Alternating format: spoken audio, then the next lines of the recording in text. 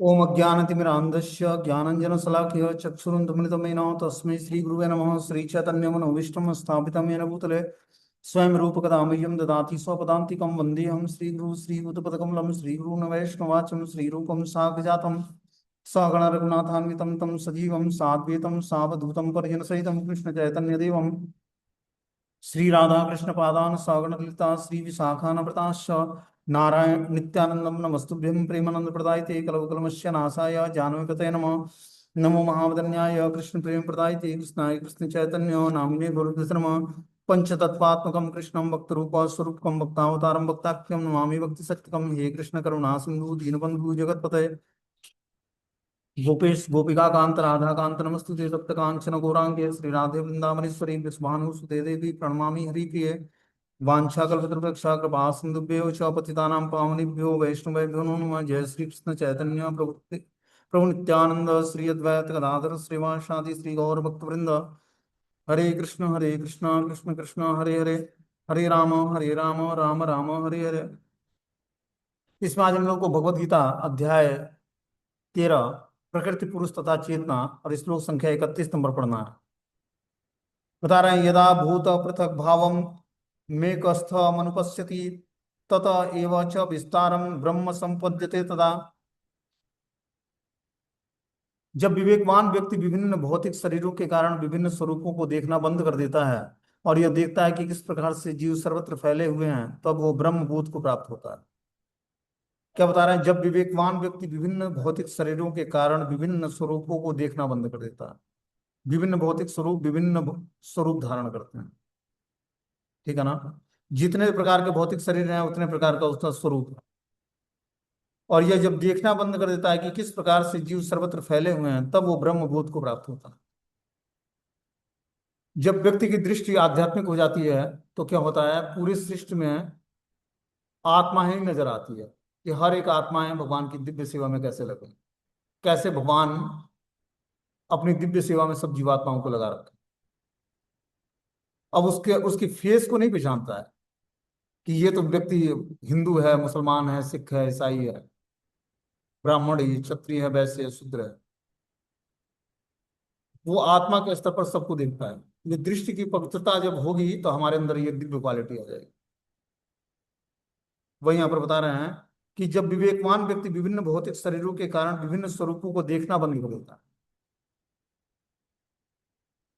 पहले तो आपकी जब आध्यात्मिक दृष्टि हो जाएगी, जब आप मंत्र मेडिटेशन ध्यान पूर्वक लंबे समय तक करोगे, ठीक है ना, इंद्रियां शुद्ध हो जाएंगी, तो भौतिक संसार में आपको कुछ दिखेगा ही नहीं।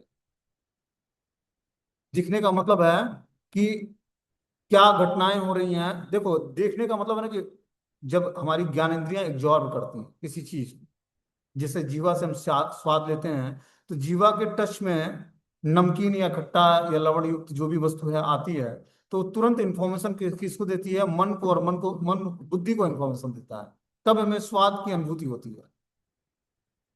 नेत्रों से हम जब स्वरूप को देखते हैं, तो नेत्र ने हमने हमारे स्वरूप को देखा सामने किसी वस्तु को, और देखा क्या कि वो सुंदर वस्तु है, भोगने योग्य है। तो क्या किया उसने? नेत्र ने स्वरूप को देखा, मन ने उसको एब्जॉर्ब किया, और उसने आगे इंफॉर्मेशन किसको दिया? बुद्धि को दिया। और बुद्धि उसको अच्छा है, बुरा है, सुंदर है, खराब है, सब परिकल्पना कर लेती है। और यहाँ तक कि उसकी पूरी जो है, जो बुद्धि का कैलकुलेशन होता है, वो इस स्तर पर हो जाता है कि इसको कैसे भोगना है। तो क्या हुआ? ज्ञान इंद्रियों के माध्यम से हमने उसको देखा या सूंघा या टच किया, या फिर उसके बारे में सुना या उसके बारे में स्वाद लिया, और धीरे धीरे उसका इंफॉर्मेशन हमारे बुद्धि के द्वारा पूरी उसकी प्लानिंग बन जाती कैसे करना है। लेकिन जब इसी इंद्रियों में जब दिव्यता आएगी, तब हम विवेकवान बन जाएंगे। और बता रहे हैं कि भौतिक शरीर के कारण विभिन्न स्वरूपों को देखना बंद कर दें। अभी हमारा स्वरूप भौतिक है, जब हमारा स्वरूप आध्यात्मिक हो जाएगा, तो हम क्या होगा, हम इस भौतिक संसार में विभिन्न स्वरूपों को देखना बंद कर देंगे। और यह देखता है कि किस प्रकार से जीव सर्वत्र फैले हैं, और वो ब्रह्म बोध को प्राप्त होता है। जब दिव्य स्तर पर हमारी चेतना हो जाएगी, तो हम ब्रह्म बोध को प्राप्त हो जाएंगे कि हर जीवात्मा के अंदर परमात्मा और आत्मा कैसे कार्य कर रही है। ये वास्तविक ज्ञानी पुरुष और विवेकवान व्यक्ति की स्थिति होगी। बता रहे हैं जब मनुष्य यह देखता है कि विभिन्न जीवों के शरीर उस जीव की विभिन्न इच्छाओं के कारण उत्पन्न हुई। हम जो भी अलग अलग शरीर धारण करते हैं, ये हमारी इच्छाओं के कारण। और जो हमारी इच्छाएं पवित्र नहीं होंगी तो फिर से मनुष्य जीवन नहीं मिलेगा। जैसी हमारी इच्छाएं हैं, वैसे हमारा हमारा शरीर का निर्माण हो जाएगा। मन, बुद्धि, अहंकार और आत्मा नए शरीर में प्रवेश कर जाती है। आत्मा को मन, बुद्धि, अहंकार कवरित किया होता है। मृत्यु के समय जैसी जैसी हमारी इच्छाएं होंगी, उस भाव को प्राप्त करके मन, बुद्धि, अहंकार और आत्मा नए शरीर में उसी तरह का शरीर उसको मिल जाएगा, और उस शरीर में वो प्रवेश कर जाएगा। जैसा शरीर वैसी उसकी एक्टिविटी। और जो ये आत्मा शरीर से निकला और मन, बुद्धि, अहंकार के साथ किसी कुत्ते के शरीर में प्रवेश कर गया, तो कुत्ते जैसी एक्टिविटी हो जाएगी। मतलब ये 84 लाख योनियों की जो हमें गति प्राप्त होनी है, ये हमारे मृत्यु के समय हमारी स्थिति पर डिपेंड करता है कि जिस जिस भाव को हम प्राप्त करेंगे, उस शरीरों को धारण करना पड़ेगा। बाकी सब शरीरें भोग योनि है। मनुष्य जीवन क्या है? एक ऐसा प्लेटफॉर्म है जहां से आप सही दिशा में अपना यात्रा शुरू कर सकते हो। अपनी चेतना को हाईएस्ट बनाकर, भगवान की भक्ति में लगाकर, गुरु का आदेश का पालन करके अपने जीवन को सुधार कर और अपनी चेतना को हाईएस्ट गोलोक धाम भेज सकते हो। अपनी आत्मा को, आत्मा डिलीवर हो जाती है आध्यात्मिक शरीर के द्वारा। लेकिन उसी चेतना का अगर जो हम गलत उपयोग करते हैं, गलत कार्यों में लगाते हैं, तो क्या होगा? हमारी मानसिकता क्या होगी? घटिया मानसिकता हो जाए और हम निम्न योनि में चले जाए।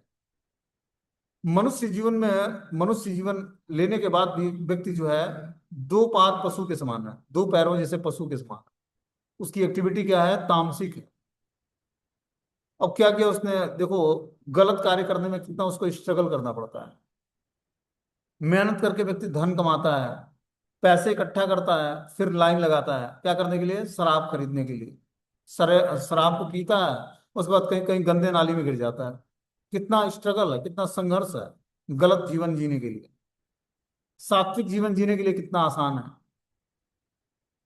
कि भगवत नाम का जप करना है, भगवान की कृपा पर आश्रित रहना है, जो मिले उसको कृपा समझ के भगवान का, और उसको प्रसाद रूप में ग्रहण करना है, और जीवन सात्विक जीना। तो ये एक्टिविटी आसान है। तो क्यों हम कठिन रास्ते को अपनाएं कि स्ट्रगल करके धन कमाएं, और धन कमाकर जो है शराब पीने के दुकान पर जाएं जहां शराब मिलता है, वहां पर नंबर लगाएं, और फिर शराब पीकर किसी नाली में गिर जाएं और अनकॉन्शियसनेस हो जाए। चेतना ही नहीं है, रोड पे पड़े हुए हैं किनारे ड्रिंक करके कि क्या चल रहा है अब संसार में कुछ पता नहीं है, क्योंकि पशुवत चेतना है। पशु भी जानता है कि कोई व्यक्ति उसको मारने आ रहा है, या कोई जलाने आ रहा है, या कुछ डराने आ रहा है, तो वो भी डर जाता है, जलने से बचता है। लेकिन जो व्यक्ति ड्रिंक कर लेता है, निहायत तमोगुण में चला जाता है, उसको तो पता ही नहीं होता कि संसार में चल क्या रहा है। कोई इसको मार भी देता है, कुछ छीन भी लेता है, कुछ फर्क नहीं पड़ता। पीने के बाद प्रधानमंत्री बन जाता है। क्या किया उसने? अपनी चेतना को बिल्कुल ही निहायत ही तामसिक वृत्ति धारण कर दी। अब उसके जैसा संसार में उसको लगता है कि मैं ही सबसे श्रेष्ठ हूँ, और सबसे घटिया आदमी होता है। तो हमें क्या करना पड़ेगा? बता रहे हैं यहाँ पर कि जो है, यदि आत्मा भौतिक प्रकृति के संपर्क से विभिन्न प्रकार के शरीर धारण करता है, जब कोई इसे देख पाता है तो उसे आध्यात्मिक दृष्टि प्राप्त होती है। देखो, जब हम हमारी आत्मा भौतिक प्रकृति के संपर्क में आती है, तब वो विभिन्न देह धारण करती है। इसीलिए हमें इसको भौतिक प्रकृति से हटाना है, और आध्यात्मिक प्रकृति में क्या करना है? इसको लगाना है। एक है भौतिक प्रकृति आश्रितम, दूसरा है दैवी प्रकृति आश्रितम। तो भौतिक प्रकृति का आश्रय छोड़कर दैवी प्रकृति का आश्रय लेना। दैवी प्रकृति का आश्रय कैसे लेंगे हम? जब हम हर कार्य दिव्य स्तर पर करें, शास्त्रों की मर्यादा को ध्यान में रखते हुए करें। वो एक्टिविटी कैसे होगी हमारी? जब हम हर कार्य भगवान की प्रसन्नता के लिए करें, तब धीरे धीरे हम दैवी प्रकृति आश्रित, मतलब दैवी प्रकृति का आश्रय लेंगे। हमारी मनुष्य जीवन की कोई भी एक्टिविटी ऐसी नहीं है जो दिव्य स्तर पर नहीं हो सकती। चाहे परिवार का पालन पोषण करना है, बच्चों का टेक केयर करना है, धन कमाना है, भगवान का भजन करना है, सब दिव्य स्तर पर हो सकता है। बस क्या करना है? अपनी चेतना को भगवान में लगा देना, अपनी सोच की प्रक्रिया को बदल देना, सोच को आध्यात्मिक बना देना है, आसक्तियों को आध्यात्मिक बना देना है, इच्छाओं को आध्यात्मिक बना देना है। हर एक चीज को भगवान से जोड़ना ही भक्ति है। भक्ति योग मतलब जोड़ना, और भक्ति मतलब भक्ति से, भगवान से। छोड़ना कुछ नहीं है, हर चीजों को भगवान से जोड़ देना है, और यही भक्ति योग है। तो आपके सारे कर्मों का रिएक्शन समाप्त हो जाएगा। इसीलिए मनुष्य जीवन में भगवान ने इंटेलिजेंस प्रदान, बुद्धि प्रदान की, कि हे अर्जुन, बुद्धि के द्वारा मुझे जान, मेरे दिए हुए उपदेश को सुन और उसको पालन करने का प्रयास कर। तब तू दिव्य स्तर पर अपनी चेतना को स्थिर कर पाएगा, और तेरे सारे जीवन के जितने भी पाप कर्म है सब नष्ट हो जाएंगे, और तेरे अंदर मुझे प्राप्त करने की तीव्र लालसा जागृत होगी। भक्ति करके भी सबके अंदर लालसा नहीं कि मैं भगवान को प्राप्त करना है, भगवान की प्रेममय सेवा को प्राप्त करना है। ये तो इच्छा तब जागृत होगी जब उसका पूरा जीवन सात्विक होगा, धर्म अर्थ काम मोक्ष रेगुलेट होगा।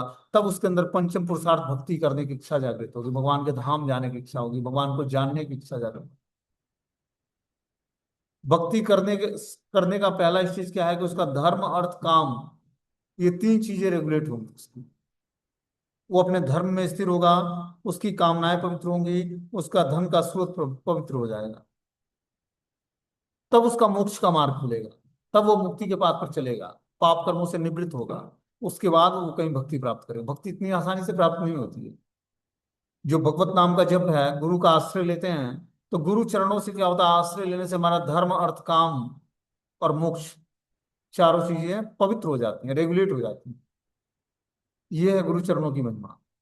जो गुरु दिव्य स्तर पर प्रमाणिकता के अनुसार है, उसके चरणों का आश्रय लेने से आपका धर्म अर्थ काम मोक्ष रेगुलेट हो जाएगा। आप अपने धर्म में स्थिर हो जाओगे, आपकी आपका अर्थ मतलब इनकम का स्रोत पवित्र हो जाएगा, आपकी कामनाएं पवित्र हो जाएंगी, और कामनाओं के अर्थ के स्रोत के पवित्र होने से, धर्म के शुद्ध होने से आपका मोक्ष का मार्ग खुलेगा। और तब आप भक्ति जानने की आपके अंदर योग्यता आएगी, कि आप भक्ति को अच्छे तरीके से जान पाओ।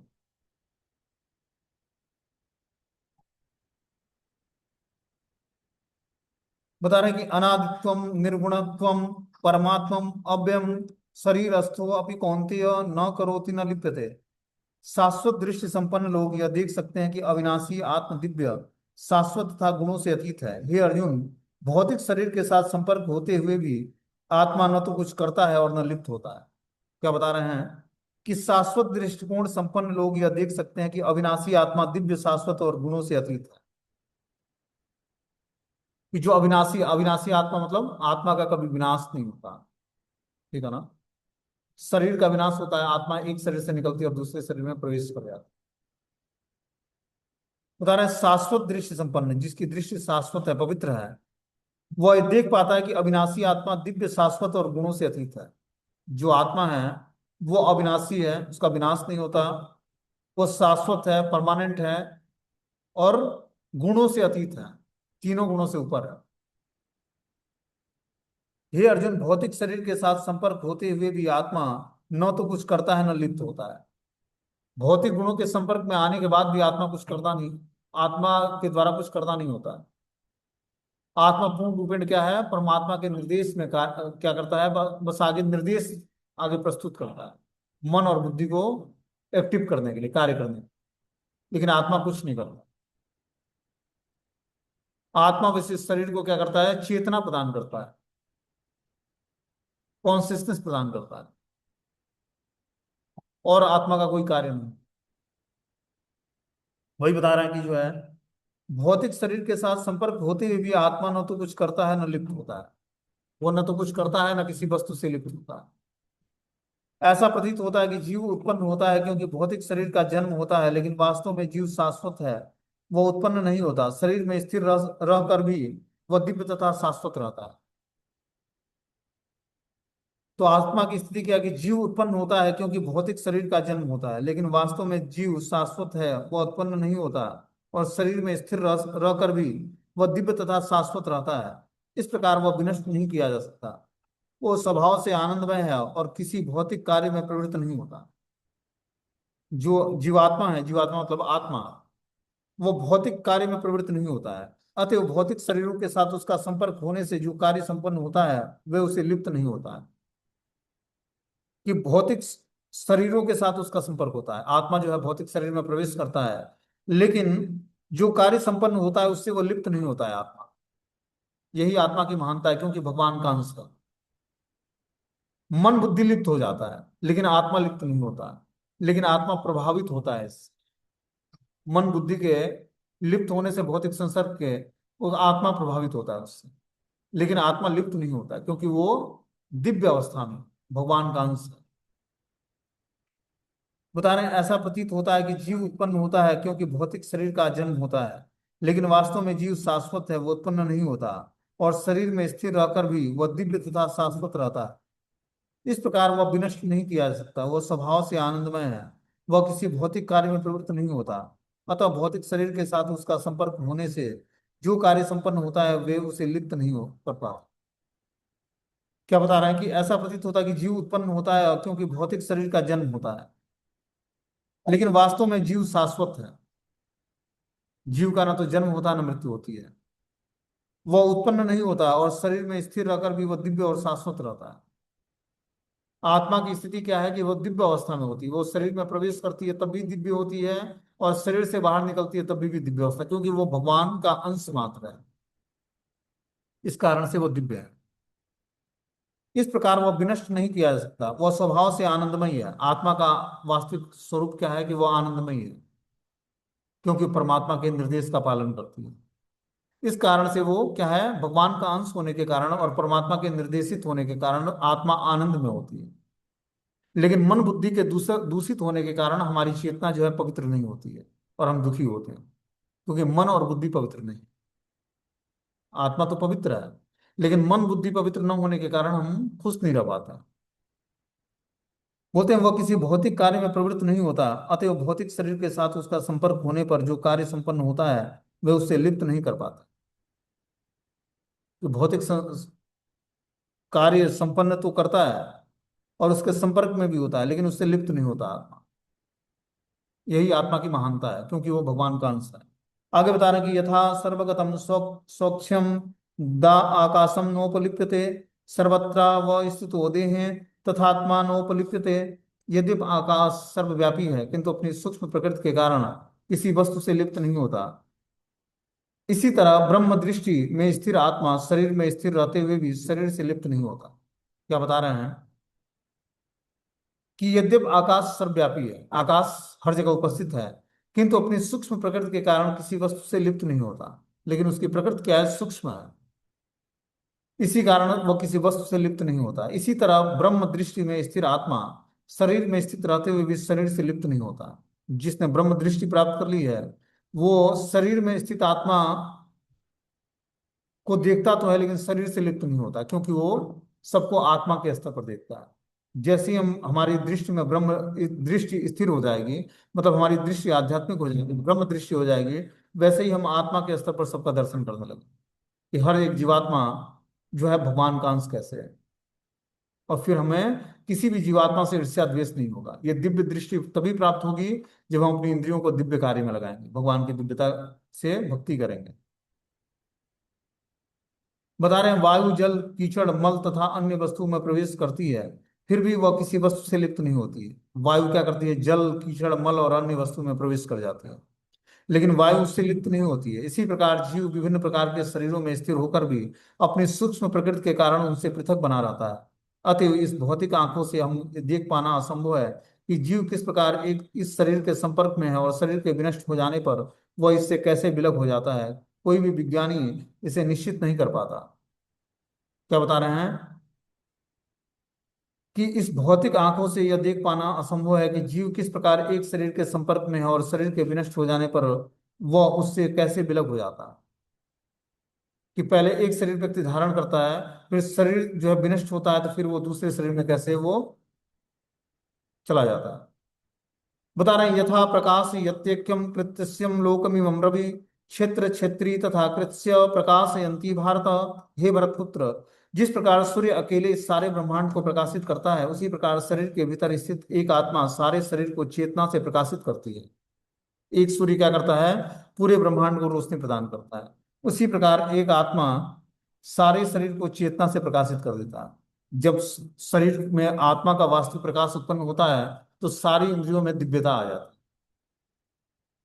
ठीक है ना। ये दिव्यता तभी तक नहीं है जब तक हम तामसिक या राजसिक गुणों को धारण करते हैं। जैसे ही सात्विक गुणों को धारण करेंगे, हमारा जो वास्तविक स्वरूप है वो प्रकट हो जाए। शरीर, आत्मा का वास्तविक स्वरूप क्या है? जो भगवान का नित्य दास है। और पूर्ण रूपेण भगवान की दासता स्वीकार करने से क्या होता है? वो अपने वास्तविक स्वरूप में स्थिर हो जाता है। और जीवात्मा का वास्तविक स्वरूप क्या है? कि वो प्रकाशमान भगवान का अंश है।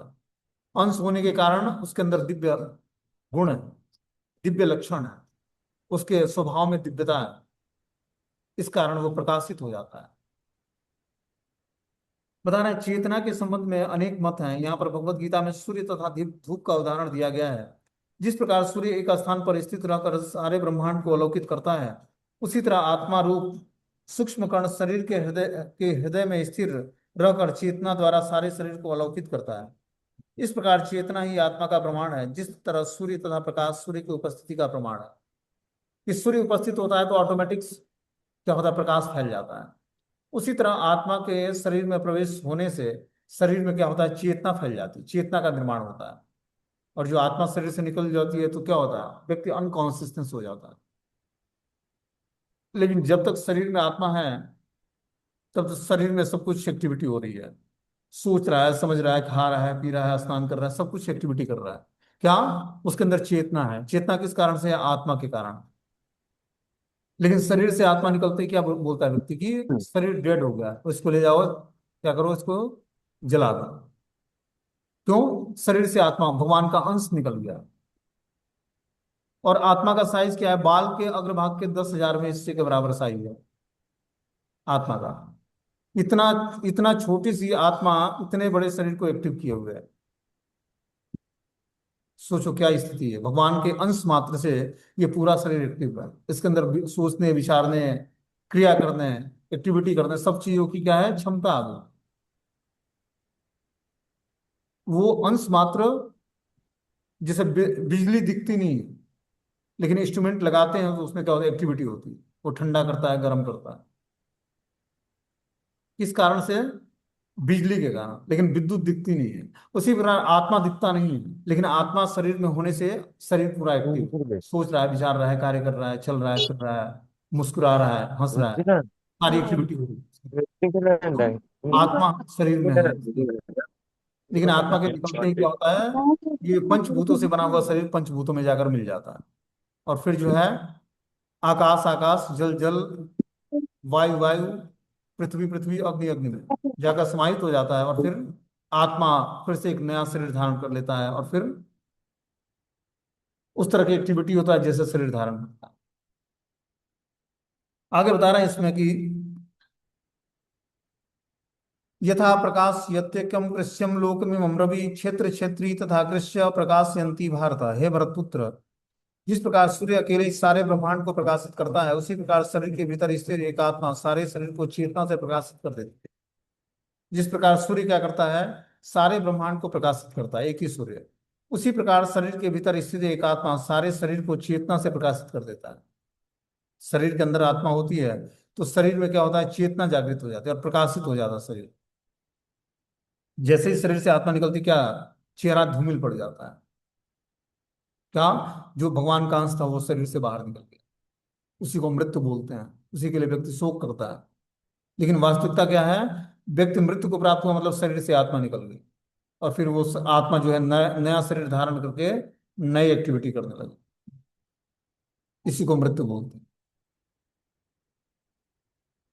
इसलिए भगवान ने बोला है भगवत गीता में कि वांसांसि जीर्णानि यथा विहाय नवानि गृह्णाति नरो प्राणी तथा शरीरानि शरीरानि विहाय जीर्णानि नवानि देहि नरो प्राणी। कि जिस प्रकार मनुष्य पुराने वस्त्रों को त्याग करके नए वस्त्र धारण करता है, उसी तरह आत्मा क्या करती है? पुराने शरीर को त्याग करके नए शरीर को धारण करती है। हे अर्जुन, इसमें शोक किस लिए करना है? व्यक्ति शोकित होता है। सुख किस लिए प्राप्त करता है? स्वार्थ के कारण। कोई किसी की मृत्यु हो जाती है तो स्वार्थ के कारण व्यक्ति शोकित होता है कि हमारा क्या होगा, वो हमें छोड़कर चले गए, अब मैं किसके सहारे जीऊंगी या जीऊंगा। क्या? स्वार्थ है, इसलिए ऐसा बोलता है। स्वार्थ नहीं तो चिंता नहीं किसी की। तो इस संसार में अपने स्वार्थ को खत्म करना है सबसे। जैसे हमारा स्वार्थ खत्म हो जाएगा सबसे, वैसे ही हमें डर नहीं लगेगा, किसी की चाहत नहीं।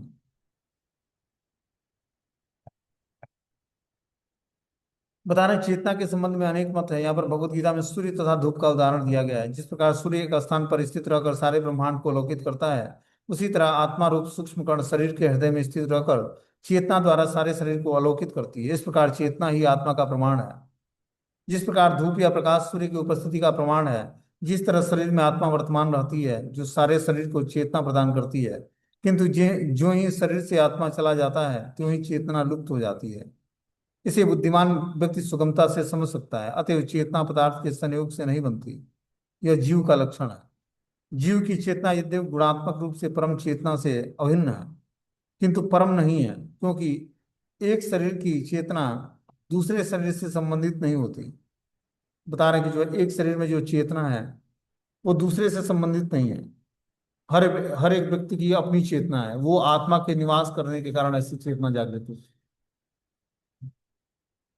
लेकिन क्योंकि एक शरीर की चेतना दूसरे शरीर से संबंधित नहीं होती, लेकिन परमात्मा जो एक आत्मा के सखा रूप में समस्त शरीरों में स्थिर हैं, वो समस्त शरीरों के प्रति सचेष्ट रहते हैं कि आत्मा एक बार में एक ही शरीर धारण करती है, लेकिन परमात्मा एक साथ समस्त जीवों में उपस्थित होते हैं। परम चेतना तथा व्यष्ट चेतना में यही अंतर है। आगे बता रहे हैं कि क्षेत्र क्षेत्रज्ञो रेवंतरम ज्ञान चक्षुषा भूतम प्रकृति मोक्षम च ये विदुयान्ति ते परम। जो लोग ज्ञान के चक्षुओं से शरीर तथा शरीर के ज्ञाता के अंतर को देखते हैं और भवबंधन से मुक्ति की विधि को भी जानते हैं, उन्हें परम लक्ष्य प्राप्त होता है। क्या बता रहे हैं कि जो लोग ज्ञान के चक्षुओं से शरीर तथा शरीर के ज्ञाता के अंतर को देखते हैं, इस शरीर है और शरीर का ज्ञाता कौन है? परमात्मा है। उनको जो देख पाता है, उसके अंतर को जो समझ पाता है, वो भवबंधन से मुक्ति की विधि को भी जानता है, और इस प्रकार वो परम लक्ष्य को प्राप्त करता है। बता रहे हैं, इस 13वें अध्याय का तात्पर्य है कि मनुष्य को शरीर और शरीर के स्वामी परमात्मा के अंतर को समझना चाहिए। उसे श्लोक 8 से लेकर श्लोक 12 तक में वर्णित मुक्ति की विधि को जानना चाहिए, तभी वो परम गति को प्राप्त कर पाएगा। श्रद्धालु को चाहिए कि सर्वप्रथम वह ईश्वर का के बारे में श्रवण करने के प्रति सत्संगति को और धीरे धीरे प्रबुद्ध बने। यदि गुरु स्वीकार कर लिया जाए तो पदार्थ तथा आत्मा के अंतर को समझा जा सकता है। यही वास्तविक अग्रिम आत्म साक्षात्कार के में लिए शुभारंभ बन जाता है। गुरु अनेक प्रकार के उद्देश्यों से अपने शिष्य को देहात्म बुद्धि से मुक्त करना चाहता है। उदाहरण भगवत गीता में कृष्ण अर्जुन को भौतिक बातों से मुक्त होने के लिए की शिक्षा देते हैं। मनुष्य यह तो समझ सकता है कि यह शरीर पदार्थ है और इसे 24 तत्वों से में विश्लेषित किया गया है। शरीर स्थूल अभिव्यक्ति है और मन तथा मनोवैज्ञानिक प्रभाव सूक्ष्म अभिव्यक्तियां हैं।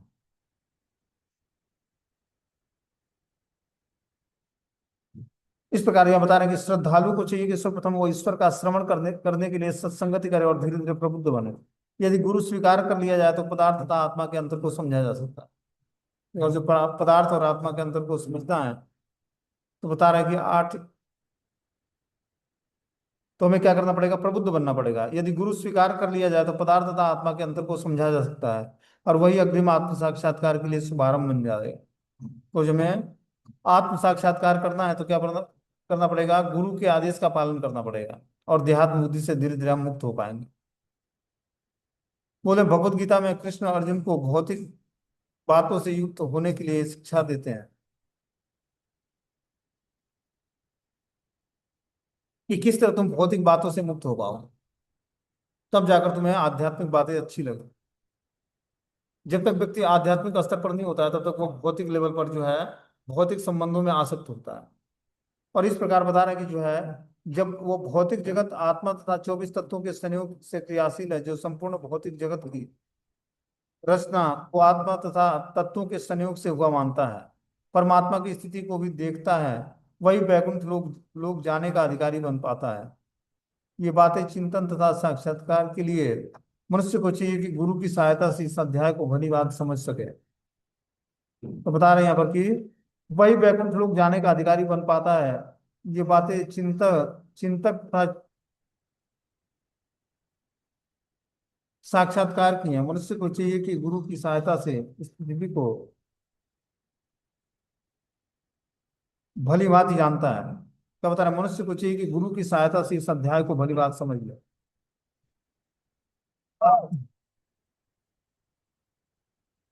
तो बता रहे हैं कि जो संपूर्ण भौतिक जगत की इस रचना को आत्मा तथा तत्वों के संयोग से वह मानता है, परमात्मा की स्थिति को देखता है, वही वैकुंठ लोक जाने का अधिकारी बनता है।